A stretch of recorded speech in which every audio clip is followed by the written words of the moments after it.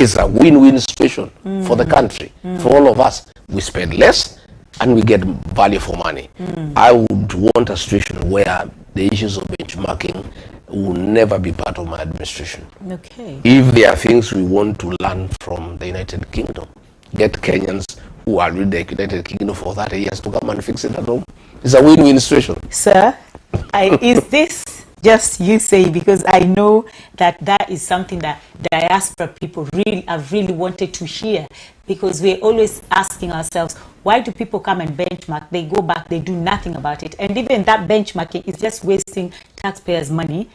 So if you're saying this is like dangling carrots for us as diasporans, that, oh, this is what I'm going to do, and all these promises, like we've been promised before, and nothing has happened. So are you just saying this for us but to I'm say, asking, or are you really saying? I know you are the one to ask the questions. Yes. Allow me to ask you one question. What would one gain by not doing it? I mean, it's foolish. But those are promises that we've been told so many times. I'm looking at things differently. Okay. I've told you, I have looked at the health sector here in London. I was also the other day in the US. It's top notch. And it's Kenyans who are doing it. Yes. When I've been around here, it's Kenyans who are behind the success of the health system here in the United Kingdom. So why would you want to get doctors coming from Nairobi, from Kenyatta National Hospital, to come and benchmark here in London, instead of getting a few Kenyans who have been part and parcel of the success story of the health system, just to come back home and fix things back home and enjoy? And I think Kenyans working abroad would be so fulfilled, it will be a lifetime dream to come back home and transfer the knowledge they have learned in a foreign country. I think giving that opportunity to Kenyans, it will also be very fulfilling. You know, I know many Kenyans are very patriotic people. Yes. I have met many Kenyans who say, can I get an opportunity to come home and fix our drainage system? Because I've done it here successfully. I go back home, it's not working. I know what needs to be done. So I am saying, I want Kenyans to give me the benefit of doubt, give me a chance, give me leadership, and I'll do it. Not to please the people of the diaspora, but to fix my country, Kenya, that I love. Yes. So you're vying for presidency. Yes. And who is your running mate, or is that still in wraps? Well, the issue of running mate is a political question. Okay. You don't just get a running mate because you like one. Getting elected president is a political process. And that political process means it's a game of numbers. Yes. You have the numbers. I heard the other day Dr. Fred Matiang'i say that we shall get one single presidential candidate using a scientific formula. He's right. The science of politics is numbers. For you to get elected as president, you must mobilize voters to come and vote for you. So when you look for a running mate, numbers will play a huge role in that decision, because you must add what you control plus what somebody else can control, put it together to get 50 plus 1. So the decision of my running mate will be informed by science. Okay. The game of numbers. Yes. I must have a running mate, one who is competent, two who have a chemist like mine, who believes in the liberation of Kenya, who believes in good governance, who believes in transparency, who believes that Kenyans must be listened to, and who believes that Kenyans have a right to decide how they'll be governed. That is the first thing. Once he or she has achieved that qualification, then we look at what numbers are you able to put together. And let nobody cheat you that these decisions can be made without looking at numbers. William Ruto picked me as deputy president. Yes. By the way, he didn't like me at all. When he was speaking, he didn't like you? He didn't like me at all. Okay. He knew I'm a strong guy, and he didn't want anybody strong.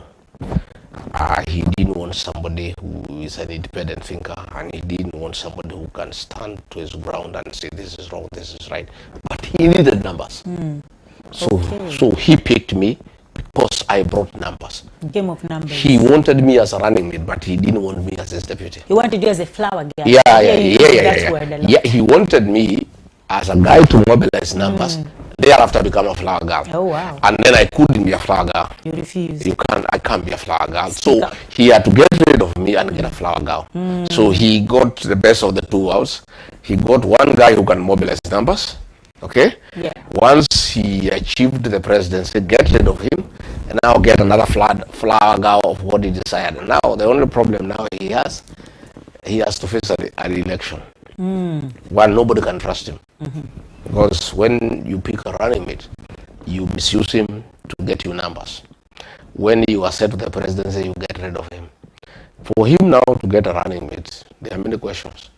Many people ask this guy, if Rigiji helped him to be president, mobilize the numbers, the minute he became president, kicked him out, can I trust him? He has serious trust deficit. Yes. Serious trust deficit. So he has to look around. And that is why, as we speak, he has promised the running mate position to more than 7 people. He has promised to Governor Wanga of Bahama Bay. Yeah. He has promised Oburu Odinga. He has promised John Badi. He has promised to retain Kindiki. He has promised Anwar Uhuru. He has promised another fellow called GK Kariuki, the MP for Dia. He's promising everybody as he's looking for numbers. And actually, I can tell you from where I see it, he's lost. He doesn't know what to do. But because these numbers are not easy. For you to be running mate to somebody, you must bring serious numbers. That is how he became running mate to President Uhurukenyatta. He had serious numbers, over 2.5 million votes. Yes. Then you can be a serious contender to be running mate.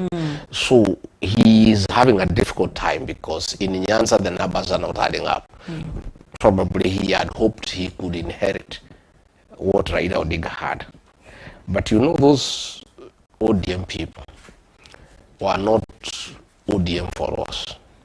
They were followers of Raila Odinga. Raila Odinga is gone, and may God rest in peace. But loyalty is not transferable. I can tell you very, very candidly, you cannot transfer loyalty. The loyalty of the Luo nation to Raila Odinga cannot be transferred to Oburu Odinga. And for him to transfer to William Ruto, that even will be a third transfer. It's very difficult. The people of Raila Odinga to be transferred to Oburu, and Oburu to transfer to William Ruto is a tall order. Yeah. Very tall order. Raila Odinga had other followers in Coast region, in Western region. All that now is up in smoke. So he's having a serious challenge on getting a serious running mate. Yes. And I can tell you from where I sit as a political scientist, the peak of running mate for William Ruto will be Waterloo. Whatever if he does, he's dumped. If he doesn't, he's dumped. Yes. If he drops Kindiki, he has a problem with the little support that was remaining in the mountain. If he gives him and denies the Luo nation, they are gone. If he doesn't give Musalia, they are gone. It's a difficult thing. In fact, he is in the situation Moi was in 1997. Moi dropped George Saitoti as vice president. He did not reappoint him. And he took time to look for somebody. And everybody was demanding the position. Yes. And he realized if he gives it to this person, he loses his block. If he gives this person, he loses. Eventually, he gave it back to Saitoti. Yeah. So William Ruto, I wish him well. But he'll know that getting a running mate who can mobilize serious numbers to help you to become president, it's not a walk in the park. It's not a walk in the park. But do you have people in mind, though? Not telling us, but you have people in mind that you're thinking. Oh, yeah. I have several options. People, right? I have several options. Okay. All informed in compatibility. Yeah. Somebody I think we can work with. Yes. Number two, the numbers he or she can bring to my bid for me to be successful, because for me to be president, I need 50 plus 1. I have quite a substantial following, but I need to top it up. And for me to top it up, I need a very serious running mate with serious numbers. And those are considerations that we are making as we move on, as we go on. Yeah, it's not easy to pick a running mate. If you are very serious contender and if you want to be president, you must pick right. Yeah. So in a hindsight, what would you have done differently when you are in that government or in the sitting government right now, not to be kicked out? What would you have done differently? Is there a time you sat down? Well, there's nothing. I did not make any mistake myself. William Ruto did not intend to be with me for long. He had planned to kick me out even before we got elected. So he just. So my fate was sealed. Okay. It was just a question of time. Okay. He didn't want a strong person. Okay. He didn't want somebody who has principles. He didn't want somebody who is not a thief. Yes. He didn't want somebody who is not corrupt. I am not corrupt. I'm not a thief. And for that reason, it was very difficult for me and him to work together, because he wanted us to loot the country. He wanted us to mismanage public resources. He wanted us to enrich ourselves from public resources, and I was not comfortable. Yes. So there is nothing I would have done differently for me to survive. Yes. The only thing, probably in hindsight, had I made a coalition agreement with William Ruto with my own political party, we'll still be together. And probably this country will be doing well because I'll be telling him no. And there's nothing he can do. He was able to kick me out because I didn't have my political party. At that time? At that time, we were in the same party. Yes. So my members who would have supported me were also his members. That is a lesson that I have learned. I will never repeat that mistake. Yes. My base where I come from, we shall never repeat that mistake. We have made a decision. Yes. Not just for this election, but for posterity. Yes. This is a story we'll be telling our children and their children and their children. Yes. That for you to be well cushioned politically in any coalition, you must go to coalition with your political party. If I had my political party and I had made a coalition with William Ruto, we will still be together. Yes. We will be fighting, but I will be in government, and probably the country would be well functioning, because with members, I will be able to check him. I would have stopped him from doing a lot of things he was doing. He compromised Raila Odinga to be able to do things without any question. Then I started the questioning from inside. So he kicked me out to do all the things he wanted to do without a question. So if I had a political party, I had my own members of parliament and senate, he would not have been able to kick me out.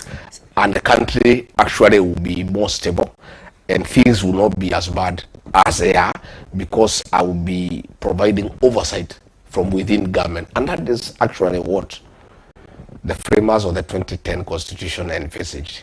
A strong deputy president elected by the people to check the president from inside, from within government. And you see, what has happened now is that he removed an elected deputy president who can ask questions, who can stand firm, and put an employee, his own employee whom he has picked. He is not elected by anybody. Yeah. So he will do what he tells him, because in any case, he's one who has given him the job. Yeah, that is why, you know, it's against the 2010 Constitution.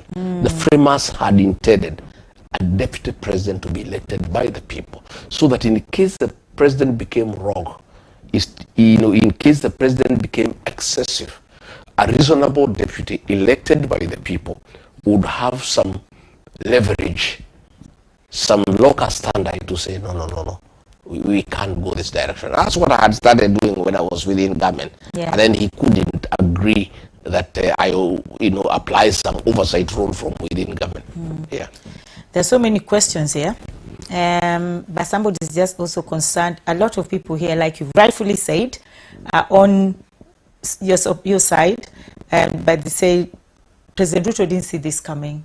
He didn't see you having a party. He just thought kicking you out, you're going to the village to be a farmer. Oh yes, oh yes. In fact, there are some young boys around him who gives him advice. I had told him to be sitting with elders, because the elders, by virtue of age, experience, exposure, know quite a bit.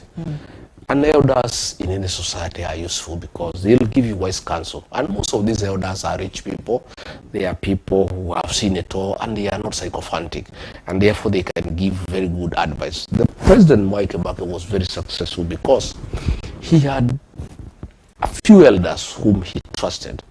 The late Jenga Karube, the late John Michoke, Francis Mudaura, Joe Wajui.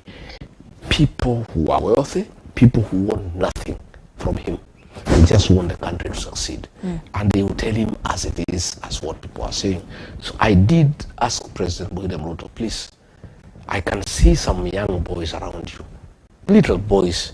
Some are not even married. They don't even have a family. They are the ones who advise you. And I could see the country is headed in the wrong direction. And we started losing support. We had come in with a lot of support. There was euphoria when we were elected. Everybody was for William Ruto and Rigiji. And then I told him we are losing support. One, of a taxation. Yes. You know, programs that are like the housing program, people don't want it. People are saying it's not the work of government to build houses. The work of government is to provide services, roads, water, electricity, sewage, security, and a good environment to do business. But housing is a personal choice. Leave it to the private sector. Mwai Kibaki never did housing program, but he did a lot of housing indirectly. He opened up the bypasses, put tarmac, electricity, water, and the houses came up on their own. Yes. You let the private sector thrive on its own. So I started telling William Ruto, you know, I am talking to the people and we are losing it. My brother, please, let's not force things on the people of Kenya. He said, no, you don't know, you don't have to do what is right, what is popular, you do what is right. I said, I agree with you, you do what is right. But if the majority of the people who give us this job decides it's not right, you cannot insist it is right. If they are saying it's not right, the people, you are employers, the people who give you the job, if they are saying what you are saying is right, they are telling you no, we don't want it. So I had asked him, you know, let's get some elders, let's get professionals, let's talk to people, let's listen to the people of Kenya. He could hear none of it. So these same boys are the ones who told him, if you remove this guy, within 2 weeks, he'll be forgotten. He'll go back to Amanyoro. He'll be crestfallen. Yes. He'll be traumatized. Depressed. He'll be depressed. Because they took this guy, nobody, out. Without security, without choppers, without cars, without a salary, without anything. This guy, 2 weeks, he'll be forgotten. Just give the job to another fellow from the mountain. And the mountain people are not interested in people. They are interested in positions. He is only popular because of the position that he has. And he was persuaded. So they got rid of me. But, you know... well, somebody said... So what has happened today? Somebody saying the impeachment was unlawful, but we're not going to talk about that. So now that you have a party, we've seen hands exchanging. This is the history repeating itself in regards of handshake, handshake, handshake. We've seen it so many times with government. So now that you have your own party, for peace sake and unity's sake in Kenya, right, for us to have one Kenya and one government, are you willing, if President Ruto was to call you today, are you willing to sit down and have a dialogue of handshake and peace for the country? No, that handshake nonsense is responsible for the erosion of our democracy. Good democracy needs government and opposition. Yes. Because absolute power corrupts. Power corrupts. Absolute power corrupts. Absolutely. The hole we are in as a country is because the president has gone wrong. He's become a dictator. And because there's nobody to ask him any question. We don't have a strong... Yeah, because there's no opposition. Yeah. The National Assembly we have today at the Moses Wetangula is worse than the National Assembly we had during the one-party era. Yes. And the single party under Kanu. We had a very bad parliament. But this one under Moses Wetangula is terrible. Wetangula, the Speaker of National Assembly, behaves like a youth wing of UDA. You can see me in Harambee talking about UDA and two-term. Yet he is supposed to be an arbiter, an umpire in National Assembly. He's not supposed to have an opinion. Yes. He's supposed to wait for the legislators to come there, and then he can moderate the debate and allow the people to make a decision. Yes. But himself, he is propagating the same matters that come in Parliament, in public rallies. So, by neutralizing ODM, by making sure that he got rid of his deputy who was level-headed and who loved his country and who was patriotic enough not to agree to things that are wrong, he has a few days to do whatever he wants. So asking me to have a handshake with William Ruto will just even make him worse. You see, right now we are checking him, and he's not liking it. To tell you the truth, we are giving him better opposition than Raila Odinga. Raila Odinga was a good opposition leader, but to be truthful, he didn't have the energy we have. In terms of being agile, in terms of articulating issues, we have a more serious opposition than we had during the time of Raila Odinga, which is good for the country. So today, if I agree to have a handshake with William Ruto, I will just be giving him a blank check to continue with the excesses, abductions, extrajudicial killing, sale of public assets, theft of public funds, destruction of institutional governance. Parliament is no longer an independent institution. It has been captured. The Senate has been captured. The governors cannot speak. Nobody can speak. So we are the only remaining voice. So we will be very unfair to the people of Kenya. I don't think the people of Kenya would ever forgive me. If today I went and shook hands with William Ruto in exchange either of money or positions or privilege, because he can never. Maybe I can go and say, oh, we'll give you security, or we'll give you cars, or we'll give you some money, or we'll give you 3 ministers, and all that nonsense. I'm not interested. We have a job to do. We have to keep him in check, so that this country can stand. And we have even a bigger duty, a more serious responsibility to work very hard to have change of government next year through constitutional means, as we don't want to remove William Ruto unconstitutionally. I heard Mukomen saying that I'm inciting people by saying they need to deal with traitors. For the record, Mukomen must know anybody who betrays voters is a traitor. By default. A traitor is a traitor, and traitors must be called out. And I am on record saying all traitors must be punished, but on the ballot. I'm not telling anybody to beat them. I'm not telling anybody to beat them. I'm not telling anybody to do no. I'm even saying, when we had a funeral in Olokalao, and William Ruto was there, and the people are very hostile to him, I say, no. Let this guy speak. We have a problem with him. But the Constitution has given us an opportunity next year to get rid of him. Let's wait for that opportunity. For now, he is president. Allow him to speak. Even these members of parliament who support him, they have betrayed the Kenyan people. They are traitors. We must deal with them. And that is why I use figurative language. I have heard some people trying to twist it. Kuua nyoka na mayai. That is figurative language. I'm a student of literature. And the power of figurative speech in terms of communication is very powerful. Kuua nyoka means getting rid of William Ruto on the ballot. On the ballot. With the eggs. The eggs are all the people who support him. We cannot get rid of him and leave the fellows who support him around, because they have betrayed the Kenyan people, and they can betray the people of Kenya again. But the ballots thing, to Kokadi, right? I feel like because we don't have a civil education in terms of voting right. Who am I voting for? It's all about greed. It's all about money. It's all about what we are getting. Because if I'm hungry and somebody puts food on my table, I will take it.